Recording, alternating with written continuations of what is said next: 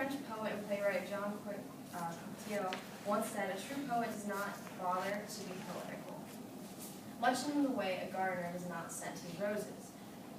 What he means by this is true poetry is often regarded as having no meaning but the one that the reader ascribes to it. Today I want to talk to you guys a little bit about what poetry is, some history of poetry, and the different movements and eras of poetry. As defined by Poetry.org, poetry is an art form in which human language is used for its aesthetic qualities in addition to, or instead of, its notional and semantic content. It consists largely of oral or literary works in which language is used in a manner that is felt by its user and audience to differ from ordinary prose. And three different ways that poetry differs from prose is it has normally form, which could be like a line, a couplet, which would be 2 lines, a stanza, which could be like 4 or 5 or 9, or how many lines you want. Also sound, which would be like rhyme and alliteration, which is wordplay, letter, like how it looks on the page and how it sounds out loud. And then rhetoric, which is the use of like metaphors and similes. So history of poetry is that poetry actually is an art that predates literacy. And according to plantpov.com, the history of poetry is as old as the history of the modern man. Many scholars believe that in pre-literate societies, poetry was frequently employed as a means of recording oral history, storytelling, which is epic poetry, genealogy, law, and other forms of expression or knowledge that modern societies might expect to be handled in prose. The oldest written works on earth are all presented in some form of poetic way, and this style is believed to have aided memorization and oral transmission.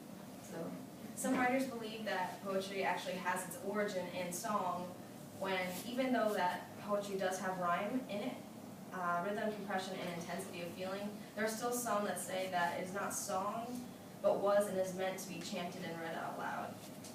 One example, or 2 examples of this, is the Book of Psalms in the Bible, which is entirely poetry, when there's other sections all over the Bible that are actually poems instead of direct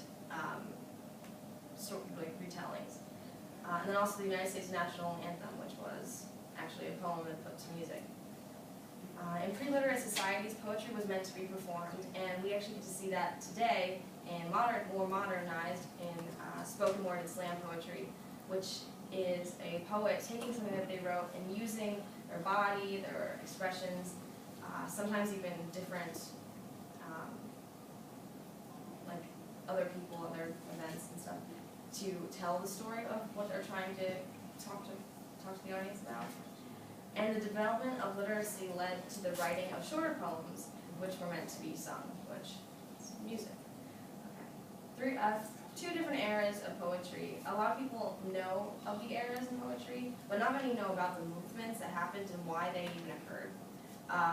Arguably, one of the largest artistic movements ever, which actually happened in the 1700s, is Romanticism, which is why it's kind of difficult to pinpoint exactly when it started, because it was so big, and the influence was felt across continents and every artistic discipline into the 19th century, and many of which we still see are the beliefs and values of the Romantic poetry in today's poetry.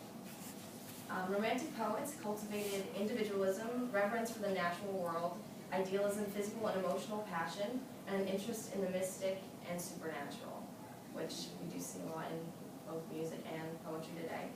A few really famous poets from this period are Victor Hugo, who went to write Les Mis and Hunchback of Notre Dame. Walt Whitman, which is a famous American writer, and Edgar Allan Poe, which are just some now the incredibly famous poets who wrote during this time period. Another era of this poetry was modernism, which is one of the primary reasons why students feel disoriented when reading a modernist poem is that the speaker himself is uncertain about his or her honest logical bearings. The speaker of modernist poems characteristically wrestles with the fundamental question of self, which means that their poetry is usually often feeling fragmented and alienated from the world around them.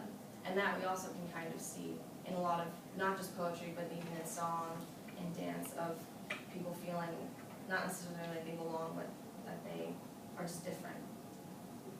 And this actually was I actually learned about this too when I was looking it up. It was prompted by fundamental economical and societal changes in the late 1800s to the early 1900s, and it completely exploded in America and Europe during the First World War. So in conclusion, what is poetry?